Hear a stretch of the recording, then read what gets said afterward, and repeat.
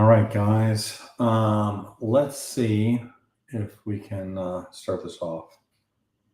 I want to talk a little bit about the pivots to a sort of multi-coin world and where I sort of see things in light of the Coinbase decision, the UniSwap decision, and and where meme coins are right now, and where Bitcoin fits into all this picture. So the last week, we've seen some major moves from the SEC.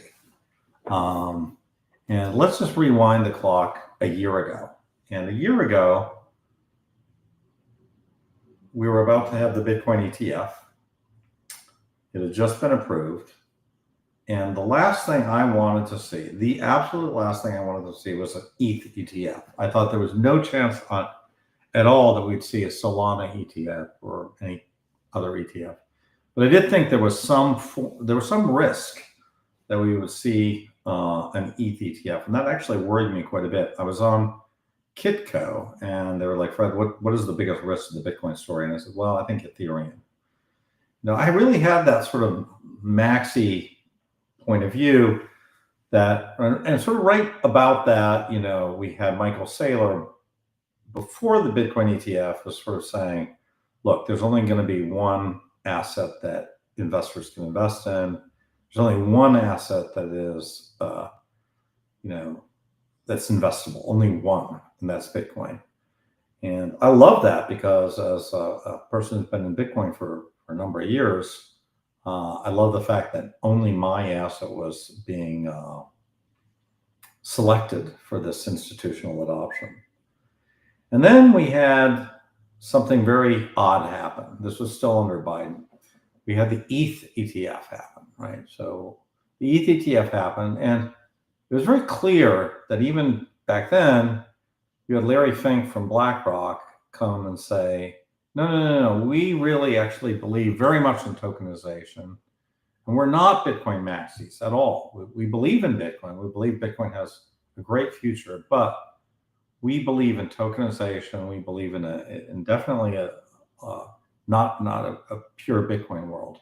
So we already had this slight divergence between what Saylor was saying institutional investors wanted and what actually the leading asset manager in the world, which is BlackRock, is saying. So there was a divergence then. I wasn't too worried about it. I was sort of like, well, I think Larry Fink's a little bit, maybe he's talking super long term. BlackRock's, is planning years and years in advance. And the narrative was that, we will have these very regulated token offerings, and we're going to use maybe BlackRock will develop their own blockchain for these things. That was sort of the narrative that was being going around. Now, I think things got a little crazy right before the election when the Trump kids launched this World Liberty Financial, right? And initially, I was at the point where I said, listen, I cannot vote for Trump with this World Liberty Financial coin. I just can't do it. It's just, it goes against everything I believe. I don't want to, I can't support anybody who'd be behind it. And then I kind of realized that this thing was actually going to be a thing, but then I didn't think it was going to be very successful, right? So the initial kind of launch of it, I think it raised like $5 million or $7 million, something like effectively zero, for the president's son to raise a coin like that. But then Trump got elected, and between November and January, WLFI raised almost $1 billion. Okay, so if you look at kind of the history of these crypto projects, sort of at the top of the heap in terms of money raised was EOS, right?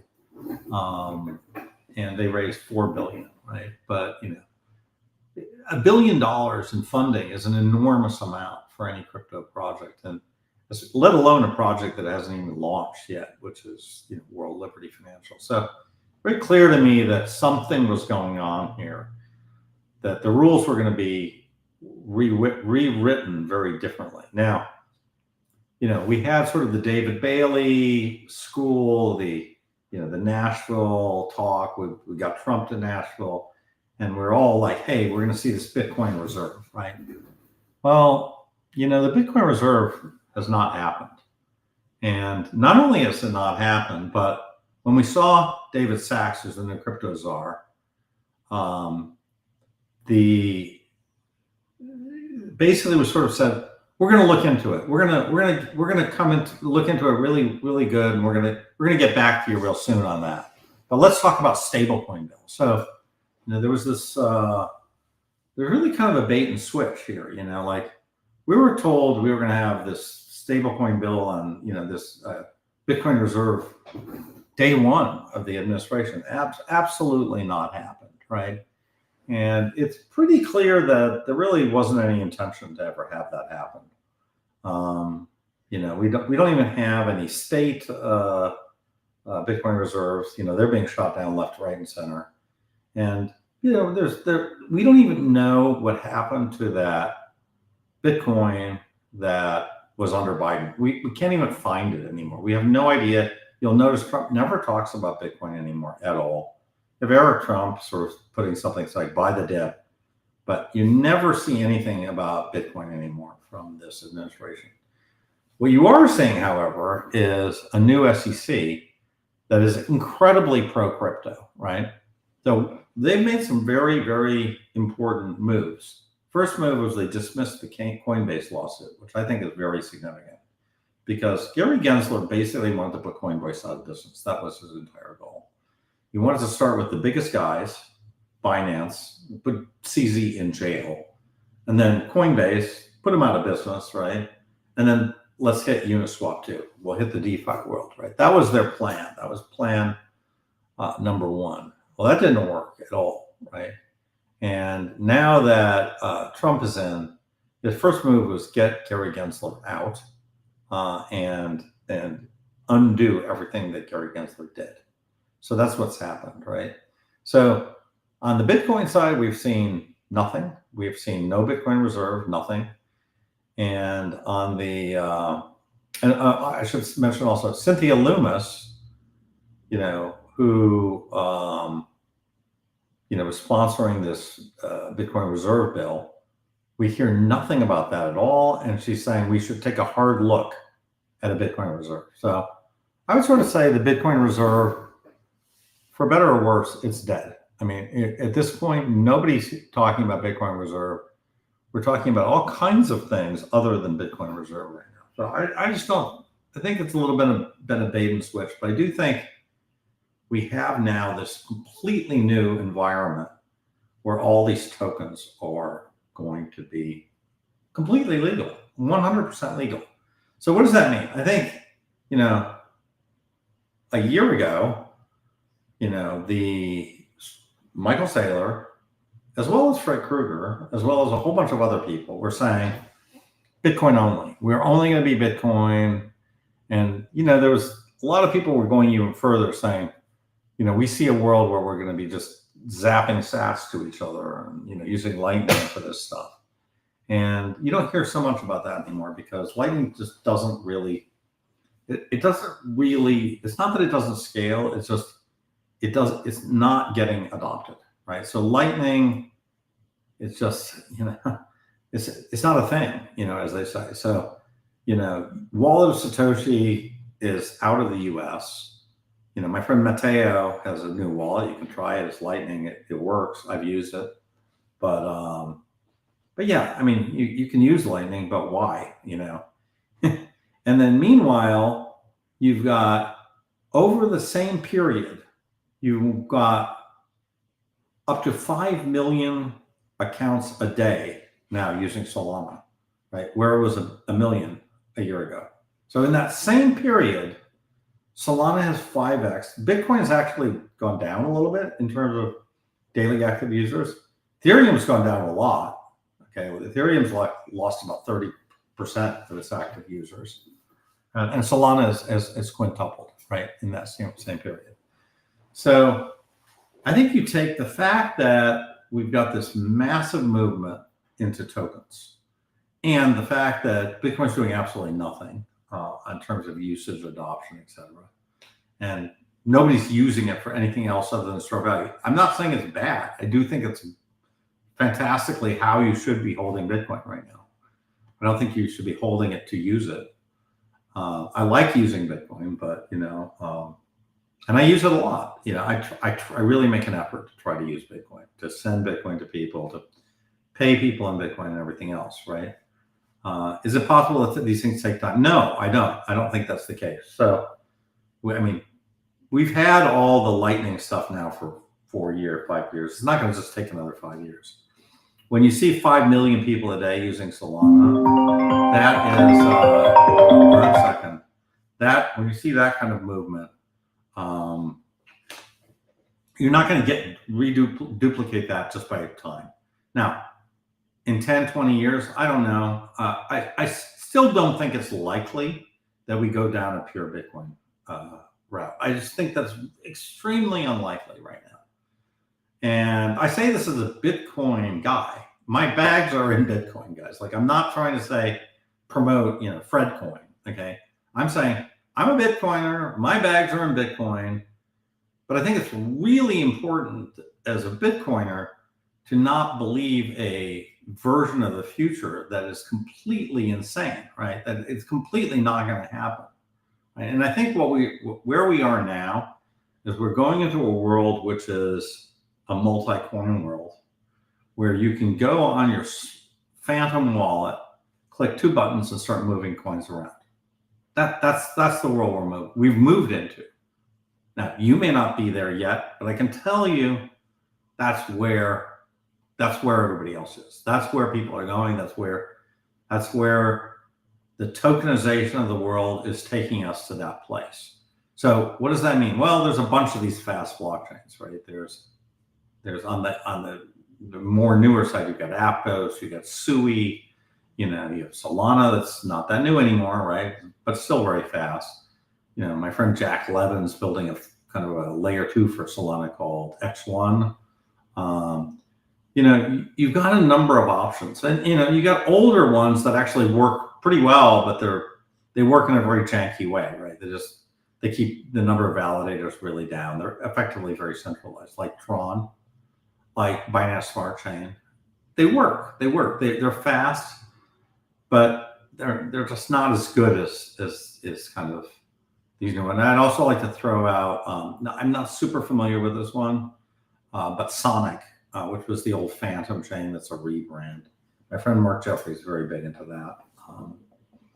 that chain. So we can dive into that. So, I really view that, my worldview of Bitcoin is changed, right? Not that I want to hold those coins. So if people say, well, Fred, the trends are all going to zero against Bitcoin. Well, first of all, I disagree with that probably. Like, I definitely think that over the next year or two, some of these coins could actually outperform Bitcoin, but probably by quite a bit, right? I do think that owning Bitcoin is a very good, safe bet for the future. And, when it comes to crypto, I'm kind of more on the conservative side. So I like to hold, I don't need to get the highest return ever. I want to get the highest return subject to taking the least amount of risk. And I view holding Bitcoin is ultimately the least risky of all the assets to hold in the crypto ecosystem. If you want to take more risk, yeah, I think there are potentially other things that could near term offer better returns. So, people have slammed Solana over the last 3 days. Does it bother me? No, it doesn't. I've effectively a 0.1% exposure to Solana. I'm not exposed. Do I think Solana is probably a good buy right here? Yeah, I do. And I noticed that today, Solana is actually up on today. Over the last 24 hours, Solana is up 1%, right?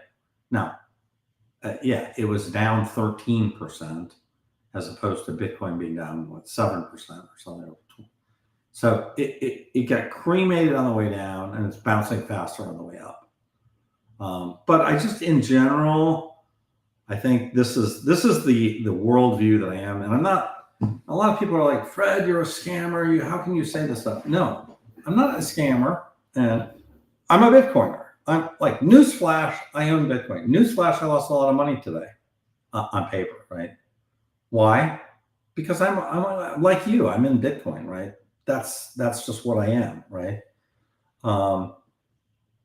But I also recognize that now these things aren't going away. These things are not going away, and we're going to have to live in a world. It's going to be a good world, right? We're going to live in a world where there's going to be all kinds of projects. And, if UniSwap is not a illegal casino, then I think we got to revisit all these talks from a year ago or 2 years ago, because those talks no longer apply, right? The famous one, between like Raoul Pal and Michael Saylor, right? When he was saying, hey, if you create Raoul coin and Mikey coin and you give yourself all these tokens, that's unethical and illegal.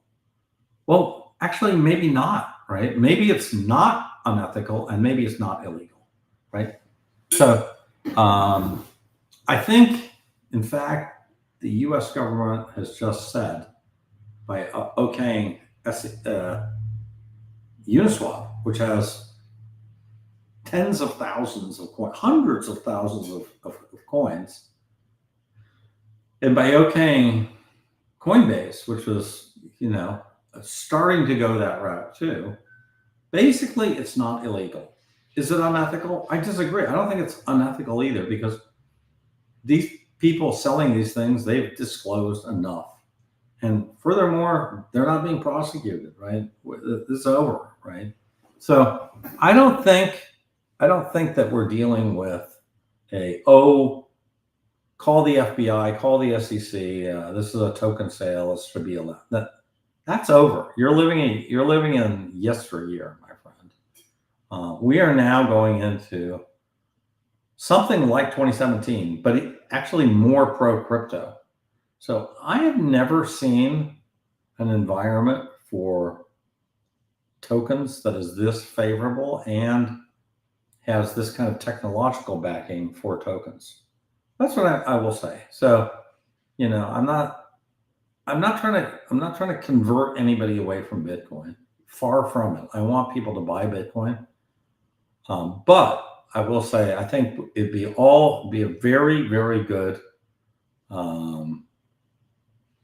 Well, okay, somebody's saying I bought Lightning, but Lightning sort of works. I mean, listen, I run 2 Lightning nodes right now. Okay, I understand Lightning, but I guarantee you, very few Bitcoiners have Lightning. Very few Bitcoiners even have a Lightning wallet, and it's just not a technology that's really just taking off. And furthermore, it's limited to just payments, right? So, we want to do more now. We want to basically play games. We want to do stupid stuff. We want to interact, have it connect to socials. We want to have celebrities have coins that have idiotic perks, like getting onto Taylor Swift's backstage pass or whatever. Now, if people say these are stupid, you're absolutely right. They're stupid. But do people want them? Yes, they do, right? All of TikTok is completely moronic. 100% of it. Every single video on there makes no sense. Yet it is, more people use it than Facebook at this point. So, you can't really have judgment about whether something's useful or not. It may not be useful to you, but a lot of other people will actually find utility for that thing. So, people asking Bitcoin 2. So Bitcoin 2 is just an idea, which I agree we should not call it Bitcoin 2 because it's not intent. More tongue in cheek. I think it should be a separate thing. I suggested, we should call it Z or something, right? No. But look, I think there's going to be a lot of things out there. There are experiments that are going to be out there. And I love the idea of a new hard money thing on a chain like Solana. I fundamentally like the idea. It would appeal to me. Now, Trump coin may not appeal to you if you watch MSNBC, right? But if you're a hardcore Fox News fanatic, maybe Trump coin's interesting to you, right? So again, it's all in the eye of the beholder, right? If somebody likes this thing and they want to spend their Solana for it, and you actually don't even think Solana has any value, then you should have no problem with these guys buying the Z coin. The only potential thing I could say is, calling it Bitcoin 2. I get that, right? And I understand now that Steven Seagal had some kind of scam coin called Bitcoin 2. And he gave himself half the supply. Shocker, So, whatever. This would not be that. But look, we're going to be in a period of high innovation. Once you allow people to trade tokens, to come up with new ideas around tokens, to have AI help you with those ideas, have the tokens interact with ideas, AI. I mean, there's a lot we can do. And another token I really want to take another closer look at is Tau, BitTensor, right? At the Bitcoin First event, we had JJ talk about Tau. He's one of the biggest investors in Tau. And look, having these tokens be used for training AI, probably a really good idea, right, in general. Now, whether the mechanics are perfect for that, I don't know. But again, it was a fair launch token. From what I understand, it was completely fair launched. And the token pays for if the community finds valuable trainings on AI, but it could be non-AI. So there may be some flaws in it. Maybe it's evolving. I don't know. But that's an example of a token that you have to consider within this kind of ecosphere, right, of possible tokens. And what I resent is every Bitcoiner saying that coin is going to go to zero against Bitcoin. And you're saying that it's like off of a knee-jerk reaction, right? It's like you have no background at all. You're using basically the fact that Litecoin and EOS and MadeSafe and all these kind of coins from like 7 years ago went to zero. Sure. But we're also in a new world, right? So we're in a new world. And nobody's okay. Somebody's saying like if messing with anything other than Bitcoin, everybody's free to do whatever they want, right? So if you want to just sit on your Bitcoins like Smog the Dragon, and just spend the rest of your life just looking at a screen saying how far you're up or down, go ahead, have fun doing that. I've done that for half a decade, right? Just sat there looking at my screen, and I intend to do that for the rest of my life, essentially. But I also want to do other things, right? So if that's what you want to do, do it. If you want to poo-poo other coins, do it too. But I think you're going to be missing the fundamental picture. Is this is not the way things are evolving. And I also think that the number one spokesperson for Bitcoin is sort of switching his path, right? Which is Michael Saylor, right? So I think if you look at Michael Saylor, a year ago they're all legal. Everything else is an illegal security. We have one crypto, which is Bitcoin, right? That was the thing. And then it was sort of like, well, we have utility coins and stable coins and ones that have been vetted, and we have this kind of crypto anarchy and that's happening out here. Well, I got news. I got news from Mr. Saylor is that we're headed into vast anarchy from his perspective. We're headed into a world of people are making coins left, right, and center and with impunity, right? And it's okay. It's okay. It's okay to make a freight coin. You know what? Totally fine. And, I think we got to revisit some of these perceptions about coins. And it's not to say that we have to buy any of these coins. We don't. If there's a coin for, Girl Scout cookies and it's for the coin supports the local Girl Scouts, it doesn't mean that the local Girl Scouts are a bunch of criminals. It just means they're selling a coin called Girl Scout cookies coin. Okay, that's it. So Vinny, yeah. Well, listen, here's the thing. I'll go back to the I'm in favor of all kinds of experimentation, right? Now, with the case of Bitcoin, there was a branding question, right? Is who gets to hold the word Bitcoin, you know? And as a Bitcoiner, I would go with whatever was decided. Now, I wasn't really a hardcore Bitcoiner at that point, but that really worried me, right? That was one of the things that worried me about Bitcoin, because I was sort of like, what is Bitcoin? Is Bitcoin,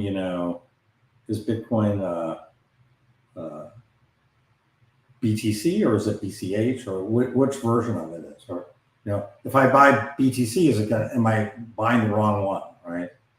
So I think the problem there was branding it as Bitcoin. And I think the other problem with Bitcoin Cash is they forked it off of Bitcoin, right?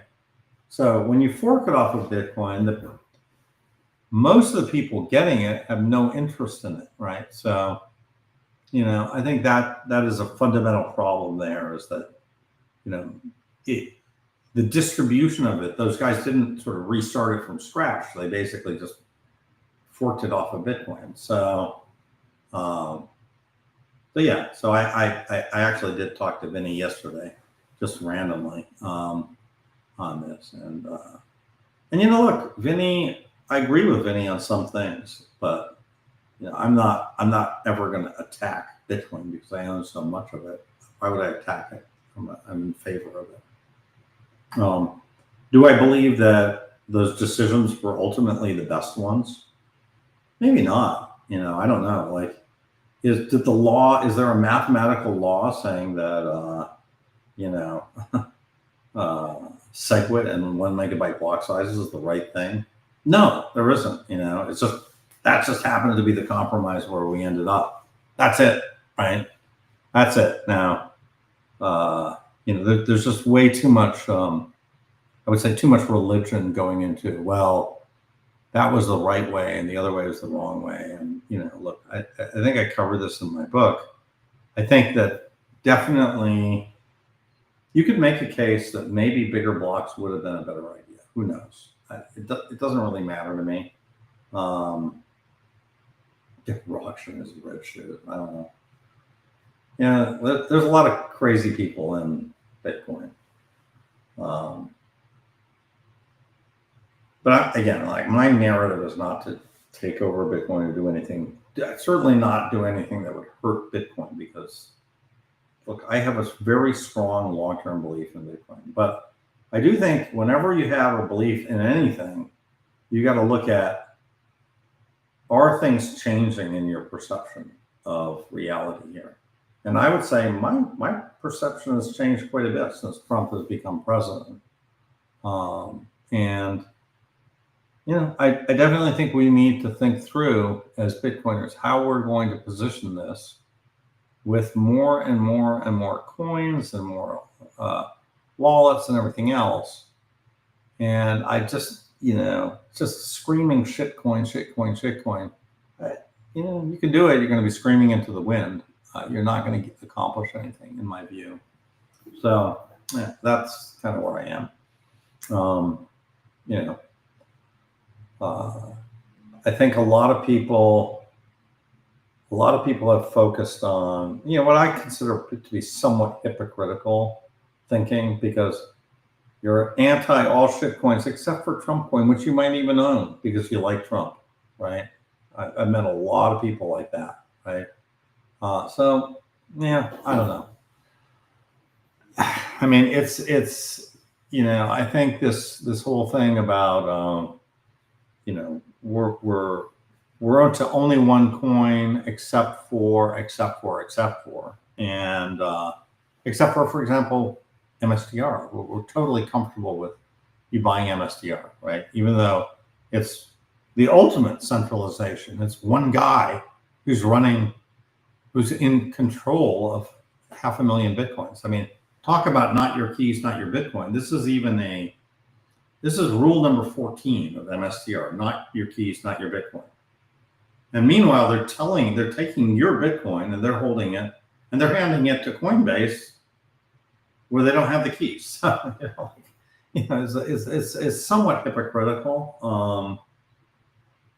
And the hypocrisy, does it? I don't care. It doesn't matter to me. But like, I'm just somewhat amused by this.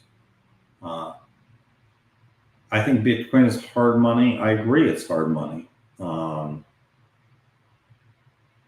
I don't think it defeats the purpose. I think there's hard money and there's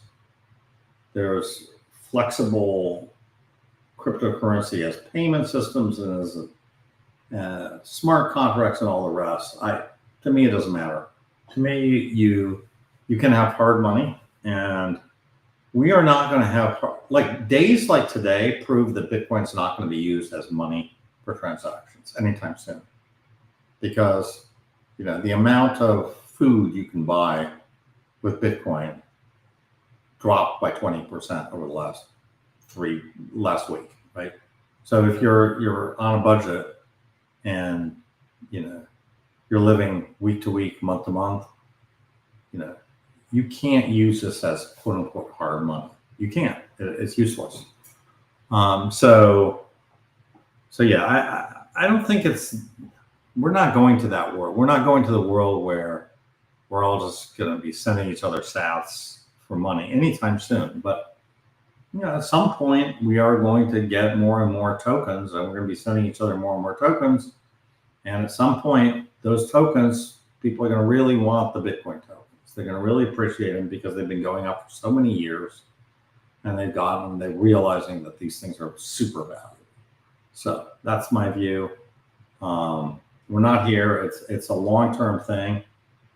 I think when Bitcoin's at $2-3 million per coin, I think at that point we're going to start. I think you're going to start saying house for sale, 0.4 Bitcoin. I think that we are going to see that.